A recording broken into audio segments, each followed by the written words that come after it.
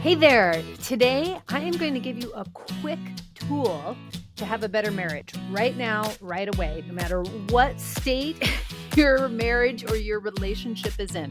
If it is smoldering, if it's on fire, if it is doing well, it's going to be better. If it is doing terrible, it's going to be better. If you're about to walk out the door, you're going to be more empowered.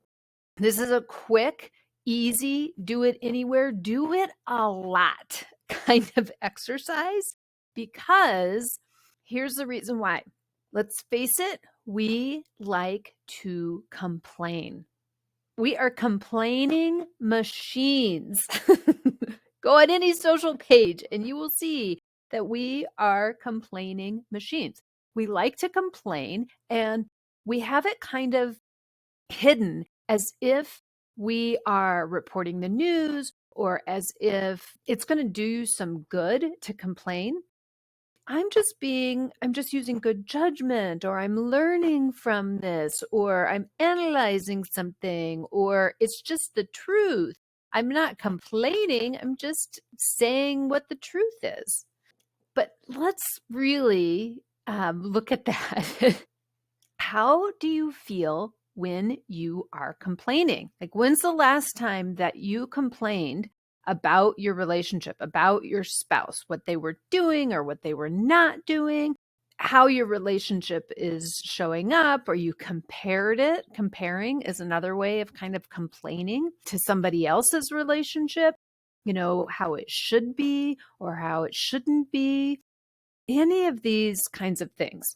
Really notice when you are in a complaining place, or a negatively analyzing place, or assessing place. How does it really make you feel? When you are kind of just complaining, always leaves the dishes in the sink. I'm stating a fact, almost a fact. The always part might not be very factual, but my spouse does leave dishes in the sink. I've told you guys this before. So it sounds like I'm just sort of reporting the news, but the way I'm saying it, I'm really complaining about it. I know inside of me it's a complaint.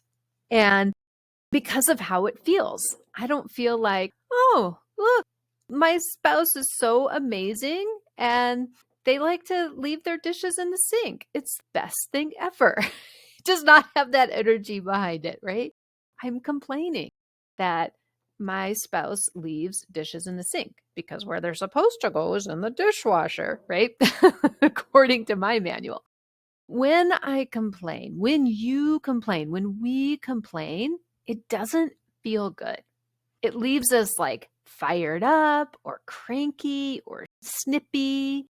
It might leave us feeling low or depressed or anxious or worried.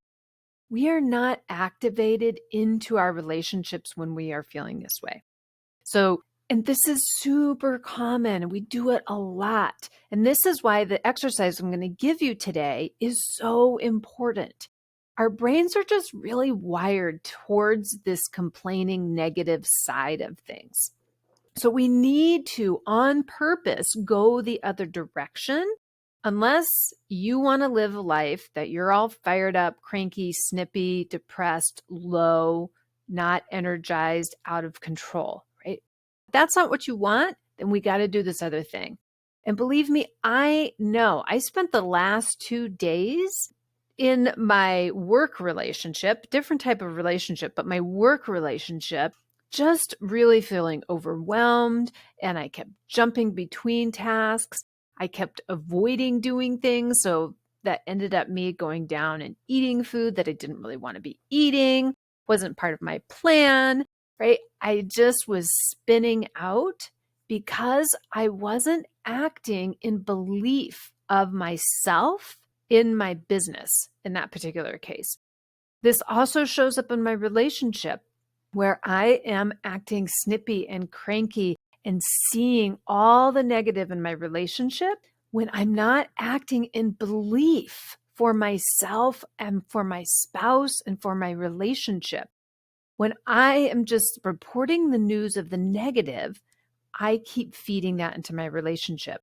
I need to go and cultivate and spend time believing in myself, believing in my relationship.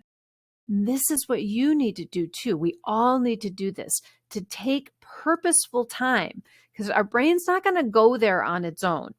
We have to take purposeful time to show ourselves that we are worth believing in, that our relationships are great and they are for us, and that we are the right people to be in the relationships.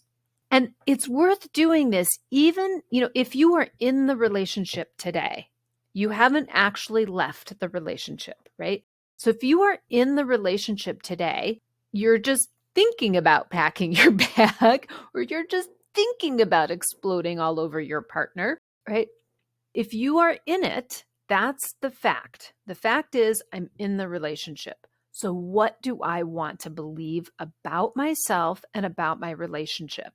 Do I want to just keep staying in reporting the bad news? Or do I want to believe in it on purpose? And then here's the exercise: to make a list of 25 things, 25 of them that are positive about your relationship, about your partner, about yourself in regards to your relationship. What are the things that you believe? Now, you can pick things of today. It can be things like, I believe we have a relationship. We do. We are both here. I haven't walked out. My partner hasn't walked out. We haven't called it quits. So we do have a relationship. Don't need to put the qualifiers on it. If it feels authentic to you, put the qualifier on that we have a good relationship 20% of the time. Maybe you need to put it on like that. Right? 20% of the time, we have a good relationship. Oh, okay. So what is happening? What is going on in that 25% of the time? Or maybe it's 1%. I don't care what it is. Whatever that time and space and place is that you can say it's a good relationship. What is there? Let yourself write it down. Let yourself see it on purpose. That is a thing that you want to grow. Why is my partner the best person to be in this relationship? And maybe you need to look to the past to start with. Go ahead and go there. Find a place in the past. Why did you choose this person? Why did they choose you? And then let yourself feel and see this. You chose this relationship, right? It didn't just happen to you. You're an adult. Your partner's an adult. You chose this. Why did you choose it? Why was it the right thing? Write it down, 25 things. And if you want to make your relationship better, this is like the fastest way to do it. Don't go out and compare and despair. We don't want to go there. We want to come into the things that you can believe in, that you can see evidence for in your own life. If you're feeling like your relationship is just kind of neutral right now, right? That's super common. Like, you have the pinnacle high of the newness of relationship or pinnacle events, but then there's this like green growing season. That's a church metaphor, that a lot of the year is the green growing season. And it's just kind of going along, right? It's not the peak moment when the tulip comes out in the spring, right? There's just a long growing season, right? Just a long season that is, and kind of doesn't necessarily feel very inspiring. Or you might be in a winter phase of your relationship, right? This is normal. These things are normal in relationships. And leaving our brain to deal with it just as it will, it is going to tend towards the negative. So help it. Believe in yourself, believe in your partner, believe in your relationship. Even if it's just a tiniest bit, that's okay. That's the seed that you need. So getting into a practice, I challenge you, do this every day for 30 days. Sit the beginning of your day, the end of your day, 25 things that are positive about you, about your spouse, about your relationship, your partnership. What are those things? Pull them out. Let your brain seek the evidence. Once you've made this list, pick one or two, pick something on there that actually makes you feel something in your body right now. Okay. So when I did this, I'm going to give you this side chunking, but when I did this for my swim school, for one of my companies, I was in this space that there's always stuff that I have to learn. And it seemed like a good thing, a good thought, but I was saying it in a way that was a complaint. It was just, I have to learn new things all the time, and I'm not necessarily very good. It was focused in an area of not being worthy and not being good enough. But then as I wrote these 25 things down and I really looked, and I went ahead and let myself look to evidence of the past, I've had my swim school for over 20 years. It has been profitable for over 20 years. It still exists. How many businesses do not exist because they go under, right? That they didn't necessarily sell them and move on intentionally. They just fizzled. I am a leader and a builder and am able to create something amazing. But I had to on purpose go there and show myself that. And that really got me out of the funk that I was in. And this works for our relationships too. There is truth in how your relationship is amazing and good and perfect and right. You are in it. Let yourself see on purpose the reasons why, the good parts, and stop and actually feel it in your body. This will make a huge difference. All right, you guys, be committed, be present, show up with curiosity and love for yourself and for your spouse.